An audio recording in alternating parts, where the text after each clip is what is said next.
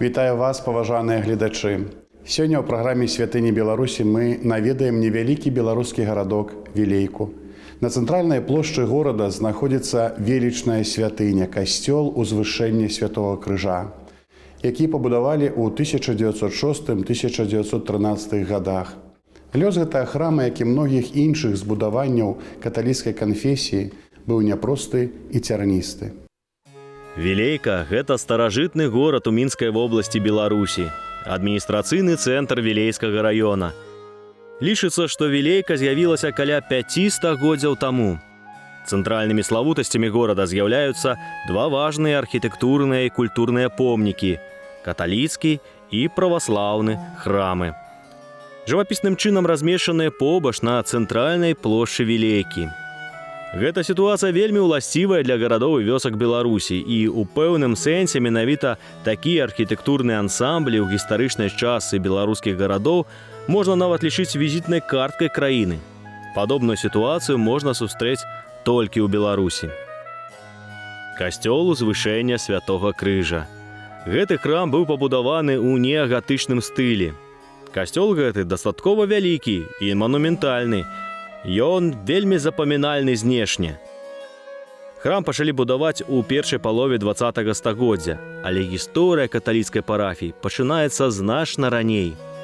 Да сярэдзіны 19-го стагоддзя ў Вілейцы існавала толькі драўляная капліца, якая згарэла ў пажары 1810 года. Першы мураваны касцёл у Вілейцы быў заснаваны ў 1862 ксяндзом Севярынам Мікутовічам, калі Вілейка ўжо мела статус горада і цэнтра павета Віленскай губерні.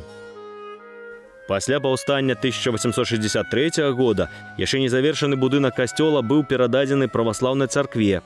У 1874 перабудаваны ў псеўдарускім стылі і асвечаны як Георгіеўская царква.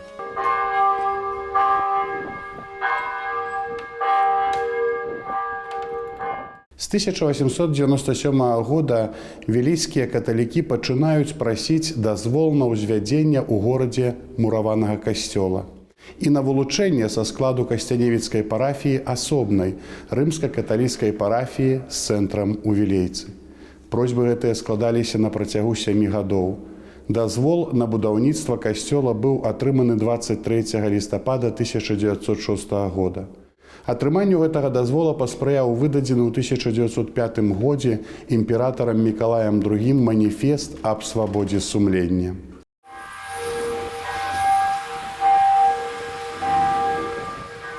Сапраўды, толькі пасля царскага маніфеста аб свабодзе сумлення ў 1906 годзе пачалося ўзвядзенне новага касцёла ў гонар узвышэння Святога Крыжа.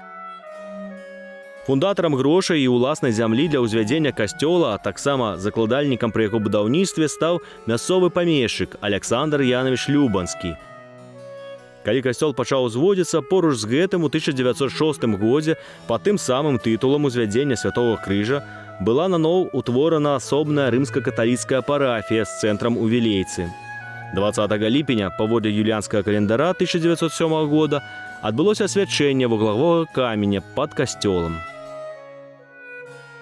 Будаўніцтва святыні скончылася ў 1913-м.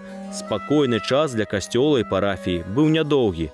Пачалася Першая сусветная вайна, падчас якой касцёл быў часткова пашкоджаны. У 1922-1928 годах касцёл узвышэння Святога Крыжа, які пацярпеў ад артабстрэлаў Першай сусветнай вайны, быў адрэстаўраваны. Прыгажосць будынка касцёла, як і стагоддзя таму, уражвае. Адначасова велічны, стрыманы, ён стаў архітэктурнай дамінантай і славутасцю горада Вілейка.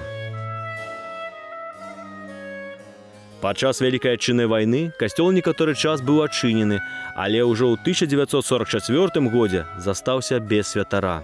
Нягледзячы на гэта, вернікі працягвалі наведаваць касцёл, каб памаліцца, усё ж святой імшы без святара і не праводзілася.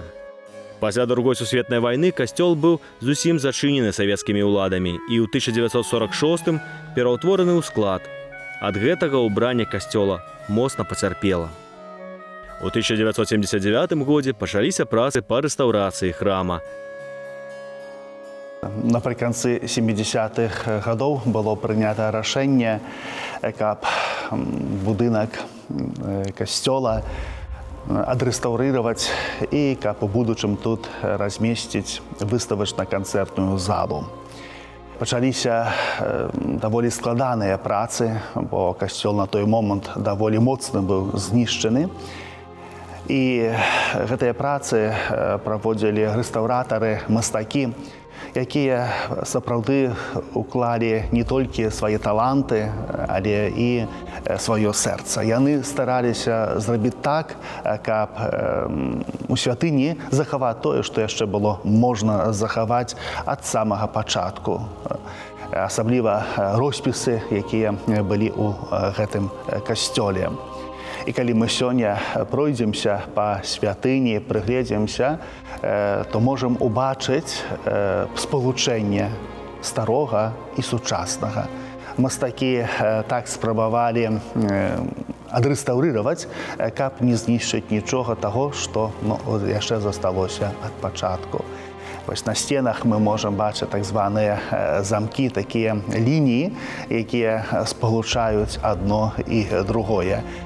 Тое, што больш светлае, жаўклявае, гэта роспісы таго часу, а тое, што больш цёмнае, з зеленаватым такім вось адценкам, гэта ўжо роспісы новыя, якія былі зробленыя падчас рэстаўрацыі.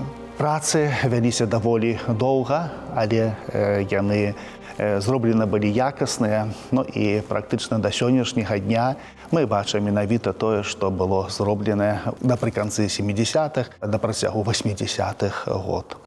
Трэба дадаць, што рэстаўратары вельмі беражліва аднесліся да святыні. Некаторыя дэталі касцёла былі адноўлены дасканальна. Нават самае зоркае вока не магло заўважыць аднаўленні і дапаўненні. Але не ўсё было захаваць магчымым, бо некаторыя часткі былі вельмі моцна панішчаныя. І па прыкладу гэтай калоны мы можам бачыць, якім спосабам мастакі стараліся захаваць старае і нанесці новае. Вось мы бачым два адценкі, жаўклявы і зеленаваты. Тое, што жаўклявае, гэта першапачатковае. Гэта тое, што было зроблена пры пабудове святыні. Іншы, вось гэты зеленаваты адценак, гэта ўжо новы роспіс. Але дзеля таго, каб не было бачнай мяжы паміж старым і новым, нанесены так званы замок, вось такая лінія, якая зроблена з тоненькіх палосак.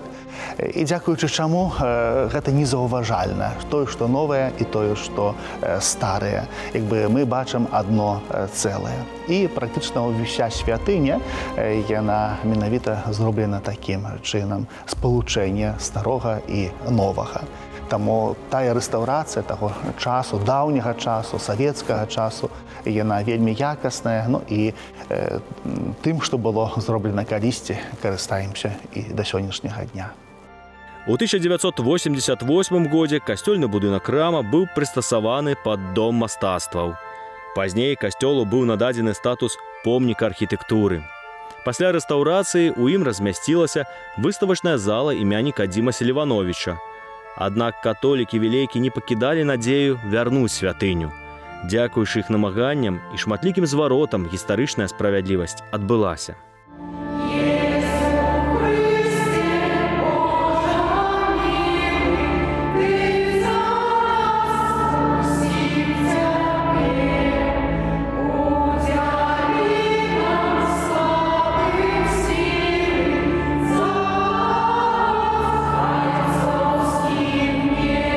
У ім'я Отця і Сина, і Духа Святого. У 1990 годзе касцёл узвышэння Святого Крыжа перададзены вернікам. У той жа год 4 сакавіка была цэлебравана першая святая імша, а 6 чэрвеня біскуп Тадэвуш Кандрусевіч рэкансекраваў касцёл, і 265 вернікаў прынялі сакрамент канфірмацыі. Першая святая імша адбылася менавіта ў дзень святого Казіміра, вельмі шанаванага ў гэтых мясцінах святога і апекуна гэтага касцёла. 4 сакавіка касцёл адзначае ўспамін святого Казіміра. Для нашай вілейскай парафіі святы Казімір стаўся знакавай асобаю і нашым апекуном, бо у 1990 годзе 4 сакавіка тут, у гэтай святыні, упершыню праводзілася літургія, цэлебравалася святая імша пасля 50-гадовага перапынку. І з гэтага часу вілейчане вельмі моцна шануюць святого Казіміра, звяртаюцца да яго аб апеку са сваімі малітвамі, са сваімі просьбамі.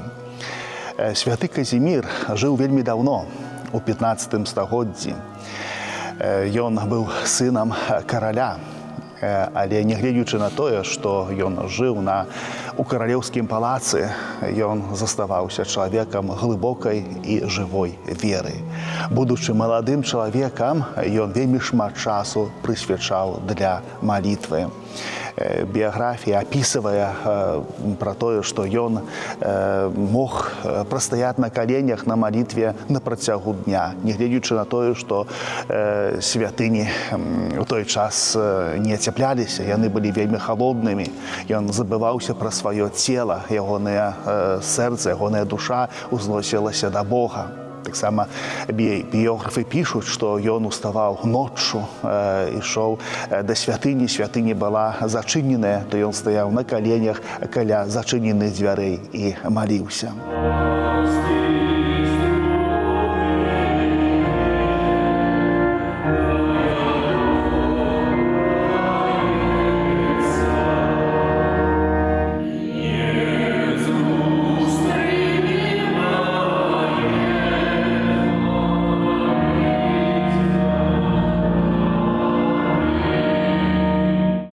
Святы Казімір для нас з'яўляецца апекуном, тым, які узносіць нашыя малітвы да Бога, але таксама і прыкладам для маладога пакалення. Бо каб быць веруючым чалавекам, быць чалавекам набожным, не трэба ісці на пенсію, не трэба быць чалавекам пажылым. Можна Бога любіць і яму служыць таксама і ў маладосці.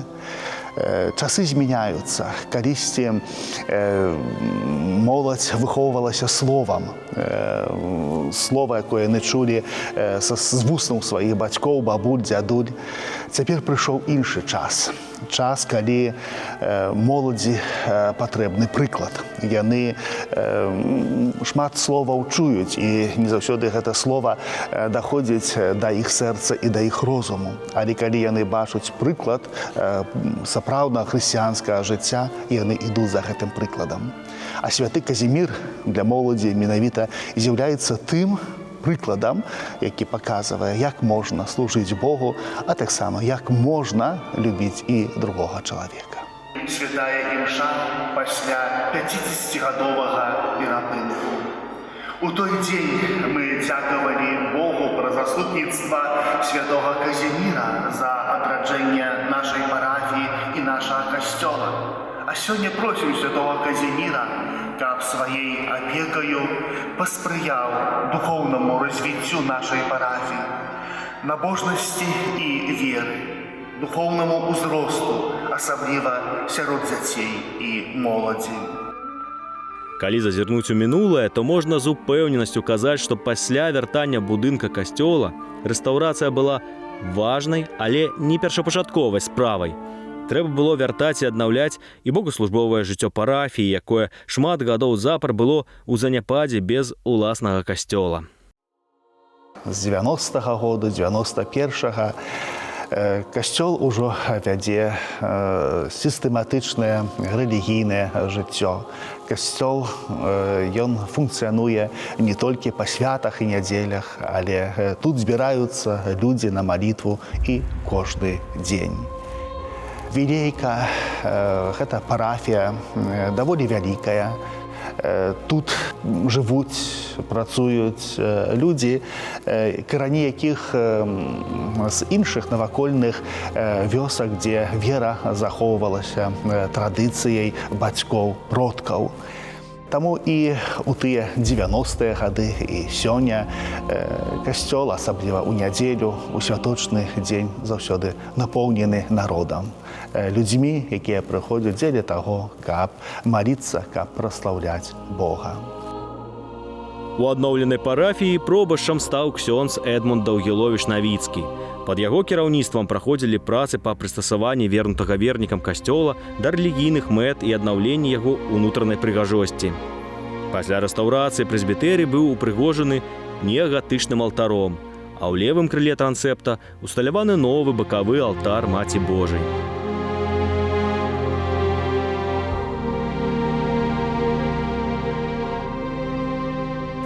Калі вяртацца да тых першых 90-х год, першы год функцыянавання нашай святыні, то было зроблена ўсё патрэбнае, неабходнае, каб гэты будынак быў святыняй. Мы бачым з вамі у цэнтры даволі высокі, прыгожы алтар, які быў выраблены мясцовымі майстрамі. У цэнтры гэтага алтара змешчаны абраз Маці Божай міласэрнасці, Маці Божай Вастрабрамскай. Гэты абраз датуецца і ёсць пашпарт гэтага абраза 1913 годам. Ён быў напісаны, выраблены ў Вільні. І гэта адзіная рэч, гэта адзіная святыня, якая засталася з таго часу, першапачатковай святыні. Гэты абраз у часы ваюючага атэізму знаходзіўся у касцёле у Касцяневічах, касцёл, які ніколі не зачыняўся, які функцыянаваў увесь час. А ў 1993 годзе гэты абраз урачыста быў перанесены з Касцяневіч у Вілейку. Старэйшае пакаленне успамінае тую падзею, якая была вельмі значнай. Гэта вялікая працэсія, гэта вялікая колькасць народу, якія пераносілі гэты абраз да святыні, вяртаючы яго на сваё месца. Прымалі ўдзел у гэтай падзеі католікі Вілейкі, католікі Касцяневіч, але таксама з'ехаліся і веруючыя людзі ўсёй наваколіцы. Таксама ўспамінаю, што і нашы браты праваслаўныя таксама далучаліся да гэтай падзеі нават у той момант на святыні праваслаўнай гучалі званы, бо у той час яшчэ касцёл сваіх званоў не меў. У святыні былі адноўлены вітражы з выявамі апосталаў святога Казіміра, святога Крыштафа, святой Тэрэзы, святой Веранікі, святой Цыцыліі. У левай наве ўстаноўлены алтар Маці Божай безупыннай дапамогі. Абраз Маці Божай безупыннай дапамогі вельмі папулярны сярод веруючых людзей, бо кожны чалавек мае просьбу да Бога. Хтосьці перажывае нейкія цяжкасці, хтосьці, наадварот, радасныя хвіліны, за якія хоча таксама Богу падзякаваць. А Марыя, праз якую мы звяртаемся да Бога, каля гэтага абраза нам дапамагае. Таму ад пачатку каля гэтага алтара заўсёды збіраюцца людзі на асабістую, на ціхую малітву, каб папрасіць Марыю аб апеку і аб заступніцтва перад Богам. У правай наве з 2008 года знаходзіцца алтар Езуса Міласэрнага з копіяй славутага абраза. Стараннямі ксяндза Александра Барылы і вернікаў летам 2005 года пачаліся працы па ўсталяванні крыжа на вежы Вілейскага касцёла. Падчас парафіяльнага фэсту крыж для вежы быў асвечаны біскупам Антоніем Дзям'янкам. Сімвал хрысціян быў змешаны на касцёле.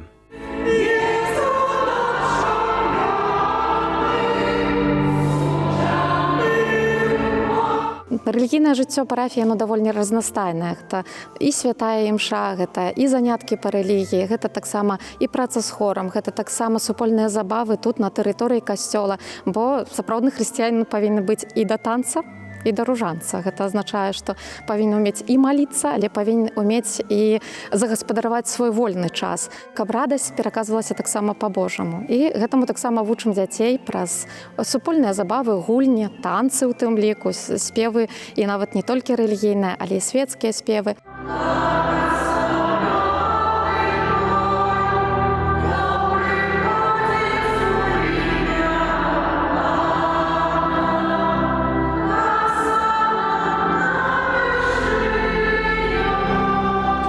Ну, хор даволі вялікая супольнасць, і можна сказаць, што гэта не проста група, а гэта ўжо як сям'я.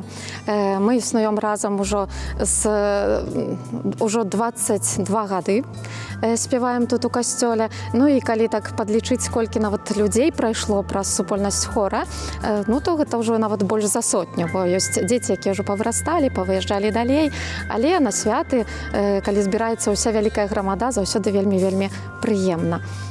Супольнасць хора ў нас вельмі разнашорстная, гэта і дзеці, і самыя маленькія дзеці, і моладзь, і група дарослых. Спяваем, заўсёды вучымся, каб спяваць радасна і каб спяваць менавіта ад сэрца. Наш хор не з'яўляецца прафесійным хорам, мы не імкнёмся за прафесійнасцю, але імкнёмся як найпрыгажэй спяваць настолькі, наколькі можам, каб укладаць у наш спеў менавіта сэрца. Спачатку я не была ўдзельнікам хора. Я просто прыходзіла на святую імшу і кожны раз глядзела ў бок. Заварожвалі мне гэтыя прыгожыя спевы, і мне вельмі-вельмі хацелася пайсці. Але такі нейкі страх быў у мяне, што, мабыць, мяне не трымаецца. Але ў мяне ёсць две дочкі, мае маленькія, якія першыя пайшлі, вось яны, адна і другая, якія першыя падышлі да Анны Нікалаіўны і сказалі: мы хочам пець у хоры, будзем удзельнічаць. Вось, і калі яны ўжо пайшлі, было пару рэпетыцый у іх, і яны сказалі: Анна Нікалаіўна, наша мама таксама вельмі прыгожа спявае дома. Анна Нікалаіўна мне сказала: трэба паспрабаваць. Я прыйшла, паспрабавала, і я была вельмі рада, што ў мяне ёсць такі шанс спяваць, і мне вельмі прыемна, што я магу сваім голасам маліцца да Пана Бога, такім чынам маліцца. У мінулым годзе у кастрычніку мы мелі вялікую радасць. Мы былі ў Рыме. Наш хор разам з парафіяй удзельнічаў у пілігрымцы надзеі, якую арганізавала наша Мінска-Магілёўская архідыяцэзія. Мелі вялікую радасць на агульнай аўдыенцыі з папам рымскім, а потым у нас была агульная імша беларуская, дзе прысутнічала каля 500 пілігрымаў з Беларусі. Гэтыя ўражанні астануцца на ўсё жыццё. Ну, па-першае, мы разумелі, што гэта ўпершыню беларускія спевы гучаць у базіліцы святога Петра. І радасна, і адказна, і хвалююча. Першы раз я прыйшла на заняткі па рэлігіі. Мне было 12 гадоў. Паслухала, як Анна Мікалаіўна гэта ўсё расказвае. І не тое, што яна мяне ў гэтым убядзіла, але па маім жыцці было вельмі шмат такіх сітуацый, па якім мне дапамагала сапраўды толькі малітва. І нават калі выхаду, можна сказаць, не было, то Бог заўсёды дапамагаў. І я пачала хадзіць у касцёл рэгулярна, а потым па калядзе хадзіў ксёндз Александр. І калі я ў апошні час прыходзіла да хору, я нават заглядывалася туды, каб можа туды папасці, але я саромілася, што мяне ніхто туды не возьме, ці ў мяне не атрымаецца, таму што я заікаюся вельмі. І можа мне не атрымаецца спяваць гэта ўсё. А ксёндз Александр мяне сам паклікаў, ён сказаў: хочаш спяваць? Хачу. Ну вось тады прыходзь. І я прыйшла, і вось я тутака. Вілейскі касцёл, нягледзячы на сталы ўзрост, не застыў у гісторыі. Ён сучасны, жывы. Тут актыўныя вернікі і самаадданыя святары.